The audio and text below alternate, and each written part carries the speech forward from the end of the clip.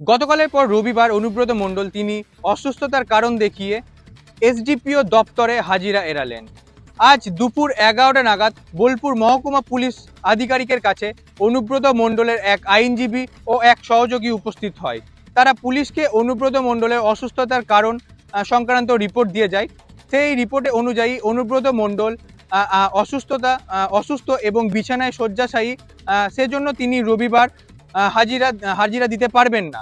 আর এটাও তার কাছ থেকে বার্তা এসেছে অনুব্রত মণ্ডলের কাছ থেকে, এখনো 5 দিন তার বিশ্রামের প্রয়োজন। আর এখানে উঠেছে প্রশ্ন, তাহলে পুলিশ কি আবারও কোনো ব্যবস্থা নেবে বা তার রাজনৈতিক দিক থেকে কোনো রকম ব্যবস্থা নেবে? এ নিয়ে অনেক দিক থেকে প্রশ্ন উঠে আসছে। নাকি অনুব্রত মণ্ডল আগামীকাল আবার আগাম জামিন নিয়ে নেবেন? গোটা ঘটনাকে কেন্দ্র করে উঠছে রাজনৈতিক তরজা। বীরভূমের বোলপুর থেকে বিশাল দাস, তারাপীঠ।